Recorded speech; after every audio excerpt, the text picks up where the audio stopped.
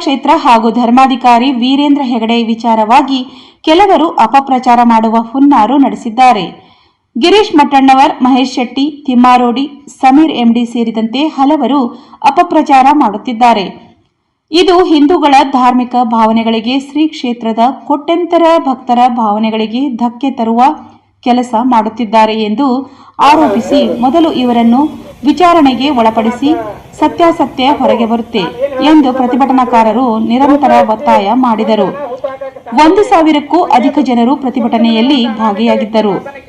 ಇಂದು ನಡೆದಂತಹ ಪ್ರತಿಭಟನಾ ಮೆರವಣಿಗೆಯಲ್ಲಿ ಪಕ್ಷಾತೀತವಾಗಿ ಎಲ್ಲ ಪಕ್ಷದ, ಎಲ್ಲ ಸಮಾಜದ ಹಿಂದೂ ಮುಸ್ಲಿಂ ಬಾಂಧವರು ಸಹಿತ ಧರ್ಮಸ್ಥಳ ಕ್ಷೇತ್ರ ಹಾಗೂ ವೀರೇಂದ್ರ ಹೆಗಡೆ ಅವರನ್ನು ಬೆಂಬಲಿಸಿ ಪ್ರತಿಭಟನೆಯನ್ನು ನಡೆಸಿದರು. ಮುಂಬರುವ ದಿನಗಳಲ್ಲಿ ಮತ್ತೆ ಧರ್ಮಸ್ಥಳದ ಬಗ್ಗೆ ಅಪಪ್ರಚಾರ ಮಾಡುವ ವಿರುದ್ಧ ಕ್ರಮ ಕೈಗೊಳ್ಳದಿದ್ದರೆ ಮತ್ತಷ್ಟು ಉಗ್ರ ಹೋರಾಟ ಮಾಡುವಂತೆ ಎಚ್ಚರಿಕೆಯನ್ನು ಸಹಿತ ಪ್ರತಿಭಟನಾಕಾರರು ಹೇಳಿದರು. ಮುಂಬರುವ ದಿನಗಳಲ್ಲಿ ಈ ಹೋರಾಟ ಇನ್ಯಾವ ತಿರುವು ಪಡೆಯುತ್ತದೆ ಕಾದು ನೋಡೋಣ.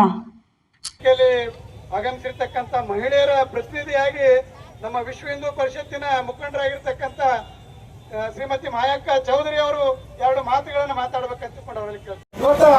ಅಲ್ಲಿ ಏನು ಸುಮಾರು 1 ತಿಂಗಳಿಂದ ಕುತಂತ್ರ ನಡೆಸಿ ಇವತ್ತೇನು ಆ ಧರ್ಮಸ್ಥಳದ ಇತಿಹಾಸದಲ್ಲಿ ಇವತ್ತು ಷಡ್ಯಂತ್ರ ಹೊಡಿತಕ್ಕಂಥ ವಿರೋಧಿಗಳ ವಿರುದ್ಧ ಇವತ್ತು ನಮ್ಮ ಇಡೀ ರಾಜ್ಯದಲ್ಲಿ ಅಲ್ಲಿ ಎಲ್ಲ ಬಿಜಾಪುರ ಜಿಲ್ಲೆಯಲ್ಲಿ ಇವತ್ತು ಸಿದ್ದೇಶ್ವರ ಗುಡಿಯಿಂದ ಸಾವಿರಾರು ಸಂಖ್ಯೆಯಿಂದ ಬಿಜಾಪುರ ಜಿಲ್ಲೆಯ ಹಳ್ಳಿಯಿಂದ ನನ್ನ ತಾಯಂದಿರು, ಅಣ್ಣ ತಮ್ಮಂದಿರು, ಕಾರ್ಯಕರ್ತರು ಬಂದು ಈ ಸರ್ಕಾರ ನಡೆಸತಕ್ಕಂಥ ಕುತಂತ್ರವನ್ನು ಕೈ ಬಿಡಬೇಕು. ಧರ್ಮಸ್ಥಳದ ಐತಿಹಾಸಿಕ ಪುಣ್ಯ ಕ್ಷೇತ್ರ ಇವತ್ತು ಯಾರೇ ಕುತಂತ್ರಗಳು ಕೂಡ ಇವತ್ತ ಏನೇ ಹೆಸರು ಕೆಡಿಸಿದ್ರು ಅದು ಸಾಧ್ಯ ಆಗಲಿಕ್ಕಿಲ್ಲ ಅಂತ ಒಂದು ಧರ್ಮಸ್ಥಳದ ಪುಣ್ಯ ಕ್ಷೇತ್ರಕ್ಕೆ ನಾವೆಲ್ಲ ಬದ್ಧರಿದ್ದೇವೆ. ಸರ್ಕಾರದ ಇದು ನೀತಿಯನ್ನು ಖಂಡಿತ ತಿಳ್ಕೊಂಡು ನನ್ನ 2 ಮಾತು ಮುಗಿಸ್ತೇನೆ. ಜೈ ಹಿಂದ್, ಜೈ ಶ್ರೀರಾಮ್. ಈ ಧರ್ಮ ಈ ದೇಶದೊಳಗೆ ಶಾಂತಿಯುತವಾಗಿ ಬದುಕುವಂತ ವ್ಯವಸ್ಥೆಯನ್ನು ಹಾಳಗಿಡಬೇಕಂತ ಹೇಳ್ತಿಲ್ಲ. ಕ್ರಿಮಿನಲ್ ಹಿನ್ನೆಲೆ ಉಳ್ಳಂತ ಈ 4 ಜನರ ಮೇಲೆ ಮೊದಲು ಸರ್ಕಾರ ಅವ್ರ ಮೇಲೆ ಕ್ರಮ ತಗೋಬೇಕಾಗಿದೆ. ಆ ಕ್ರಮ ಬಿಟ್ಟು ಅವ್ರು ಹೇಳದಲ್ಲಿ ಅಲ್ಲಿದ ಇಲ್ಲದ 16 ಜಾಗ ಅಂದ್ರೆ SIT ತನಿಖೆ ನೇಮಿಸಕ್ಕ ಆಲ್ರೆಡಿ ಸರ್ಕಾರ ಹೇಳ್ತಕ್ಕ SIT ತನಿಖೆ ಆದ್ಮೇಲೆ ವರದಿ ಬರಲಿ. ಆ ವರದಿ ಬರೋಕ್ಕಿಂತ ಪೂರ್ವದಲ್ಲಿ ನೀವು ಒಂದು 4-5 ಯೂಟ್ಯೂಬ್ ಚಾನಲ್ಗಳು ಹಿಡ್ಕೊಂಡು ಇಲ್ಲಿ ಇಲ್ಲದ ಅದೇರಿ ಅಲ್ಲಿಗಿರಿ ಇಲ್ಲಿ ಸಿಕ್ತು ಅಲ್ಲಿ ಸಿಕ್ತು ಅಂತ ಹೇಳಿ ನೀವು ಏನ್ ಅಪಪ್ರಚಾರ ಮಾಡ್ಲಾಗ್ತೀರಿ? ಇದನ್ನೇನು ಹೆಗಡೆಯವ್ರು ಮಾಡಂತ ಹೇಳ್ತಾರ? ಇದನ್ನೇನ್ ಮಾಡ್ಯಾರ? ಅದೇ ಸತ್ಯಾಸತ್ಯತೆ ತಿಳಿಯಲಿಕ್ಕೆ SIT ನೇಮಕ ಮಾಡ್ಯಾರ. ದಯಮಾಡಿ ಸರ್ಕಾರ ಜಾಗೃತಗೊಂಡು ಈ ಸಣ್ಣ ಇಂಥ ಕ್ರಿಮಿನಲ್ಗಳು ಯೂಟ್ಯೂಬ್ ಮಾಧ್ಯಮ ಮುಖಾಂತರ ಬ್ಲಾಕ್ ಮೇಲ್ ಮಾಡುವಂತ ಏನು ಯೂಟ್ಯೂಬ್ ಚಾನಲ್ಗಳು ಅವ್ರ ಮೇಲೆ ಕಡಿವಾಣ ಹಾಕ್ಲಕ್ಕೆ ಒಂದು ಕಾಯ್ದೆ ನಿರ್ಮಿಸಬೇಕಂತ ಹೇಳಿ ಈ ವೇದಿಕೆ ಪರವಾಗಿ ಹಾಗೂ ಜನರ ಪರವಾಗಿ ನನ್ನ ಅಭಿಪ್ರಾಯಗಳನ್ನು ಹೇಳ್ತಾ ಇದ್ದೇನೆ. ಅಲ್ಲದೆ ಈ ಕಾರ್ಯಕ್ರಮಕ್ಕೆ ಶೀತಲ್ ಕುಮಾರ್ ಓಜಿಯವರು ಹಾಗೂ ಜೈನ್ ಸಮಾಜದ ಪ್ರಮುಖರಾದಂತ ಮಹಾವೀರ್ ಪಾಲೇಕರು, ಬೇರೆ ಸಮಾಜದ ಹಿರಿಯರಾದ ನಾಗರಾಜ್ ಅವರು ಎಲ್ಲರ ಜೊತೆಗೆ ಹೋಗಿ ನಾನು ವಿನಂತಿ ಮಾಡಿಕೊಂಡೆ. ಸರ್, ಜೈನ ಸಮುದಾಯ ನಮ್ಮಲ್ಲಿ ಒಂದು ಬಹಳ ಸಣ್ಣ ಸಮುದಾಯದ, ಆ ಸಮುದಾಯಕ್ಕೆ ನಾವೆಲ್ಲರೂ ಕೂಡಿ ಬೆಂಬಲ ಕೊಡಬೇಕಾಗ್ತದೆ. ಅವ್ರು ದಿಗಂಬರದಾರ ತಂದ್ರು, ಶ್ವೇತಾಂಬರದವ್ರು ಕೇಳಿದೆ, ವೀರಶೈವದವ್ರು ಕೇಳಿದೆ, ಇತರ ಎಲ್ಲ ಸಂಘ ಸಂಸ್ಥೆಗಳನ್ನು ಕೇಳಿ ಎಲ್ಲರನ್ನೂ ಒಕ್ಕಟ್ಟು ಮಾಡಿ ಇವತ್ತು ನಮ್ಮ ಬಿಜಾಪುರ ಜಿಲ್ಲೆಯಲ್ಲಿ ನಡೆಯುವಂತಹ ಈ ಪಾದಯಾತ್ರೆ ಮುಖಾಂತರ ಜಿಲ್ಲಾಧಿಕಾರಿಗಳಿಗೆ ನಾವೇನು ಮನವಿ ಸಲ್ಲಿಸಕ್ಕೆ ಹೋದೆವು, ಇದು ಧರ್ಮಸ್ಥಳ ಮಂಜುನಾಥಗೆ ನಾವು ಸಲ್ಲಿಸುವಂತ ಒಂದು ಭಕ್ತಿ ಅಂತ ಹೇಳಿ ನಾನು 2 ಮಾತುಗಳನ್ನು ಮುಗಿಸ್ತಾ ಇದ್ದೇನೆ. ಧನ್ಯವಾದಗಳು. ನೋಡ್ರಿ, ಜಗತ್ತಿನ ನಾವು ಮನೆ ನಡೆಸ್ತೀವಿ, ಮನೆ ನಡೆಸೋರು ಮನೆ ಹಿಡಿಯಕ್ಕೆ ಲೆಕ್ಕ ಹೇಳಂಗಿಲ್ಲ. ಹೆಗಡೆಯವರು ಪ್ರತಿ ತಿಂಗಳು ಹೋಗಿ ಮಂಜುನಾಥ ಸ್ವಾಮಿಗೆ ಲೆಕ್ಕ ಒಪ್ಪಿಸ್ತಾರ. ಇದು ಹಿಂಗಾಯ್ತು, ಇದು ಹಿಂಗಾಯ್ತು. ನಾನು ತುಂಬಾ ಆತ್ಮೀಯವರಿಗೆ ನಾನು ಬಹಳ ಅವ್ರನ್ನ ಸಮೀಪದಿಂದ ಬಲ್ಲೆ. ಒಂದು ಬೆತ್ತ ತಂದಿದ್ದು ಲೆಕ್ಕ ಸಿದ್ದವ್ರು ಕೊಡ್ತಾರ. ಇದು ಲೆಕ್ಕ ಶಿಷ್ಯಲ್ ಬೆತ್ತಿರ್ತಾವ, ನೀರು ಮುಟ್ಟಲ್ಲ, ರೊಕ್ಕಲ್ಲ ಅಂತ ಒಬ್ಬ ವ್ಯಕ್ತಿ ಮೇಲೆ ಯಾವುದೇ ತಿಮ್ಮರವಳಿಯ ನಾವು ಆರೋಪ ಮಾಡ್ತಾರ. ಸರ್ಕಾರದ ಇದು ಎಂತ ದುರ್ದೈವಿರ್ಬೇಕಂತ ಇಷ್ಟೆಲ್ಲ ಜನರ ಮನೆಗೆ ದೀಪ ಹಚ್ಚಿದ ವ್ಯಕ್ತಿ ಶ್ರೀ ವೀರೇಂದ್ರ ಹೆಗಡೆ ಅವರು. ಅವರಿಗೆ ನಡೆದಾಡೋ ಮಂಜುನಾಥ ಅನ್ನತೇಳಿ ಅವ್ರು ಎಂದೂ ಹೇಳಿಲ್ಲ. ನಾನು ಮಹಾಪುರುಷ ಅಥವಾ ನಾನು ಸಂಭೂತ ದೈವಾಂಶ ಸಂಭೂತ ಎಲ್ಲಿ ಹೇಳಿಲ್ಲ. ನಾವು ಅವ್ರನ್ನ ಅಭಿಮಾನದಿಂದ ನಡೆದಾಡೋ ಮಂಜುನಾಥ ಅಂತ ಕರಿತೀವಿ. ಅದನ್ನ ನಮ್ಮ ಬಾಯಿಯೊಳಗೆ ಹಾಕಿದ್ದು ಸ್ವತಃ ಮಂಜುನಾಥ ಸ್ವಾಮಿ. ನೋಡ್ರಿ, ಮಂಜುನಾಥ ಸ್ವಾಮಿಗೆ ಯಾರು ಅನ್ಯಾಯ ಮಾಡ್ಯಾರಲ್ಲ, ಧರ್ಮಸ್ಥಳಕ್ಕೆ ಯಾರು ಅನ್ಯಾಯ ಮಾಡ್ಯಾರ, ಯಾರು ಇವತ್ತು ಪಿಕ್ಚರ್ದಾಗಿಲ್ಲ. ಎಲ್ಲರೂ ಹಾಳಾಗಿ ಹೋಗ್ಯಾರ. ಹಂಗೆ ಇವರು ಹಾಳಾಗಿ ಹೋಗ್ತಾರೆ, ಇಲ್ಲ.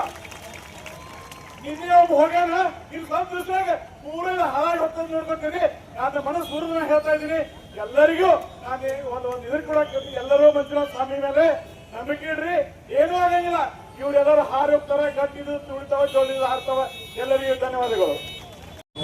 ನಮೋವಾಚ್ಯಮಿಮಾಂ ಪ್ರಸಿದ್ಧಃ ಸಂಜೀವಯತ್ಯಖಿಲ ಶಕ್ತಿಧರಸ್ವರಾಮ್ನಾಂ.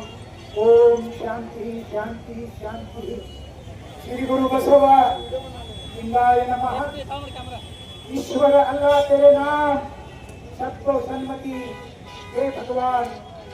ಈಗಾಗಲೇ ಪೂಜ್ಯರು, ಚಿಂತಕರು, ಹೋರಾಟಗಾರರು, ಅನೇಕ ಮಹಿಳೆಯರು ಈ ಒಂದು ಸಭೆಯನ್ನು ಉದ್ದೇಶಿಸಿ ಅಮೂಲ್ಯವಾದಂತಹ ಮಾತುಗಳನ್ನ ಆಡಿದ್ದಾರೆ. ಧರ್ಮಸ್ಥಳ ಈ ನಾಡಿನ, ಈ ದೇಶದ ಪವಿತ್ರ ಸ್ಥಳ. ಡಾಕ್ಟರ್ ವೀರೇಂದ್ರ ಹೆಗ್ಗಡೆ ಅವರು ಪ್ರಸಾದವನ್ನು ಮಾಡುವುದರ ಮೂಲಕ ಪ್ರತಿ ಜಿಲ್ಲೆಗೆ ಮಹಿಳಾ ಸಬಲೀಕರಣ ಮಾಡುವುದರ ಜೊತೆಗೆ ಅವರ ಕುಟುಂಬವನ್ನು ಬೆಳೆಸಿದಂತ ಏಕೈಕ ಸಂಸ್ಥೆ ಯಾವುದಾದ್ರೂ ಆಗಿದ್ರೆ ಅದು ಧರ್ಮಸ್ಥಳ ಅನ್ನುವುದನ್ನು ನಾವು ನೀವೆಲ್ಲರೂ ಮರೆಯಕೂಡದು. ಜಾತಿ, ಮತ, ಪಂಥ, ಭಾಷೆ, ಲಿಂಗ, ವರ್ಣ ಎನ್ನದೆ ಎಲ್ಲರನ್ನ ಸಮಾನವಾಗಿ ಕಂಡಂತ ಈ ನಾಡಿನ ಏಕೈಕ ಧಾರ್ಮಿಕ ಪುಣ್ಯಕ್ಷೇತ್ರ ಅದು ಧರ್ಮಸ್ಥಳ. ನಾನು 2023ರಲ್ಲಿ ಅಲ್ಲಿ 30 ನಿಮಿಷ ಉಪನ್ಯಾಸವನ್ನು ಮಾಡಿದ್ದೇನೆ. ಧರ್ಮಸ್ಥಳ ಅಂದರೆ ಅದೊಂದು ಪವಿತ್ರ, ಅದು ಪುಣ್ಯಕ್ಷೇತ್ರಕ್ಕೆ ಹೋದಂತೆ, ಕಾಶಿಗೆ ಹೋದಂತೆ, ಹಜ್ ಯಾತ್ರೆಗೆ ಹೋದಂತೆ. ಅದಕ್ಕಾಗಿ ನಾವು ಏನು ಷಡ್ಯಂತ್ರ ಮಾಡಿದಂತ ಏನು ಕುತಂತ್ರಿಗಳಿದ್ದಾರೆ ಅವರಿಗೆ ಧಿಕ್ಕಾರವನ್ನು ಹಾಕೋಣ. ನೆಟ್ಟನವರು ವಿಧಾನ ಪರಿಷತ್ತಿನ ಶಾಸಕರ ಭವನಕ್ಕೆ ಬಾಂಬ್ ಬಿಟ್ಟವರು, ಅವನು ಮಾತ್ರ ಸರ್ಕಾರ ಕೇಳ್ತಾ ಇದೆ. 20 ಫೂಟು ಶವವನ್ನ ಮಾಡಿದನ್ನ 20 ಫೂಟು ಮಾಡ್ತಾ ಇದ್ದಾರೆ. ಯಾವುದಾದ್ರೂ ಒಂದು ಶವ ನಮ್ಮ ನಾಡಿನಲ್ಲಿ 5 ರಿಂದ 5.5 ಫೂಟ್ ಕೆದರ್ತಾರೆ. 20 ಫೂಟ್ ಕೆದರಿದ್ರೆ ಪಾಯಿಂಟ್ ಕೆದರ್ತಾರೆ 20 ಫೂಟ್. ಎಂತ ಹಾಸ್ಯಾಸ್ಪದ ಇದು! ಮೂರ್ಖತನದ ಪರಮಾವಧಿ ಇದು.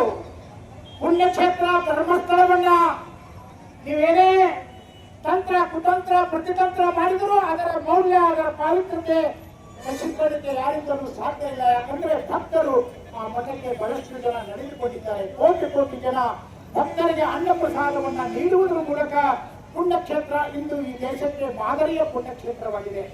ಅಂತ ವೀರೇಂದ್ರ ಹೆಗಡೆ ಅವರನ್ನ ಅಪವಿತ್ರರನ್ನಾಗಿ ಮಾಡತಕ್ಕಂತ ಈ ಷಡ್ಯಂತ್ರಿಗಳಿಗೆ ಈ ಸಭೆ ಧಿಕ್ಕಾರವನ್ನ ಮಾಡ್ತದೆ. ಡಾಕ್ಟರ್ ವೀರೇಂದ್ರ ಹೆಗ್ಗಡೆ ಅವರು ಯಾವುದನ್ನ ಗಮನಕ್ಕೆ ತೆಗೆದುಕೊಳ್ಳದೆ ತಮ್ಮ ದಿನನಿತ್ಯದ ಕಾರ್ಯಕ್ರಮವನ್ನ ಬಹಳ ಪ್ರೀತಿ, ಮಮತೆ, ವಾತ್ಸಲ್ಯದಿಂದ ಮಾಡ್ತಾ ಇದ್ದಾರೆ. ನಾವೆಲ್ಲರೂ ಧರ್ಮಸ್ಥಳದ ಪರವಾಗಿ ನಿಲ್ಲೋಣ. ಅದು ಧರ್ಮವಂತರು, ನ್ಯಾಯವಂತರು, ನೀತಿವಂತರು, ಮಾನವಂತರು ಅನ್ನೋದನ್ನ ನಾವೆಲ್ಲರೂ ತಿಳಿದುಕೊಳ್ಳೋಣ ಅನ್ನುವಂಥ ಮಾತನ್ನ ಈ ಸಂದರ್ಭದಲ್ಲಿ ಹೇಳಿ ನನಗೂ 4 ಮಾತುಗಳನ್ನು ಆಡಲಿಕ್ಕೆ ಅವಕಾಶವನ್ನು ಮಾಡಿಕೊಟ್ಟಿರುವಂತಹ ಎಲ್ಲ ಪರಮ ಪೂಜ್ಯರಿಗೂ, ಚಿಂತಕರಿಗೂ, ಸಂಘಟಕರಿಗೂ, ನನ್ನ ತಾಯಂದಿರಿಗೂ ನನ್ನ ಕೋಟಿ ಕೋಟಿ ನಮನಗಳು, ಶರಣಾರ್ಥಿಗಳು. ಜೈ ಭಾರತ್, ಜೈ ಕರ್ನಾಟಕ.